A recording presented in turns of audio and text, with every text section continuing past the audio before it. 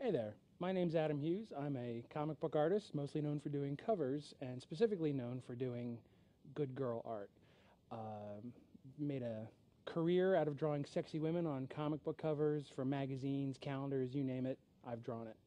And today I thought we would sit back and,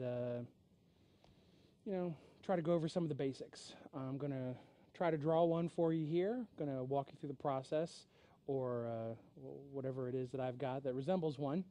And I'll show you about the types of tools I like to use from time to time. And hopefully this will be money well spent on your part. So here we go. First thing to do when you're doing a pinup is to have a subject. Sometimes you can work from life, and sometimes you can freehand draw it, whatever you feel comfortable doing. I recommend drawing from life as often as possible because that's how an artist learns. You have to observe the world before you can report it as an artist and a creative person. But right now we're just going to go freehand and see what we can come up with. Good girl art has been around for, oh gosh, I don't know how long, but it's been a while.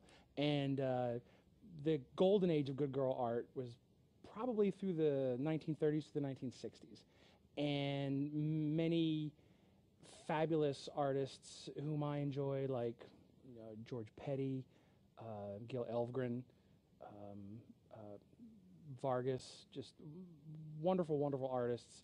And they would do these drawings of beautiful women, sometimes for advertisements to sell products, sometimes they would be for calendars. And it became an art form unto itself. Since nobody likes to look at an unattractive superheroine or a flabby, unmuscular superhero, I get to draw gorgeous women 95% of the time on my comic book covers. And a lot of times at conventions, I will make appearances at comic book conventions. At these conventions, people ask me to do drawings for them. I'll sit and draw in front of them, try to give them what they want, and most of the time I get asked to draw good girl art. Today we're going to be using pretty much my basic selection of tools: lead holder, kneaded eraser, the usual stuff. I'm going to be using my Copic markers today because I'm a big fan of the Copics, especially the gray markers. They make a wide selection of markers. They have, I believe, 4 different types of grays. They've got an enormous selection of colors. I tend to stick to the warm gray and the cool gray. It gives me a nice duochromatic feel when I'm doing one of my pieces.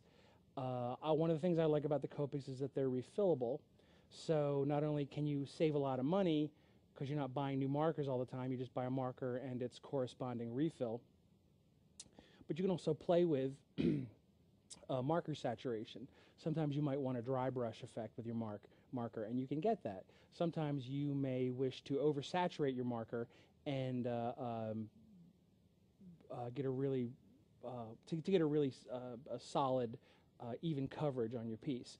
So from time to time, you'll see me cursing one of my markers for running out. I'll reach down and grab the refill. I'll show you how it's done, and yeah, so that's about it. I'm Adam Hughes, and we're going to get started drawing.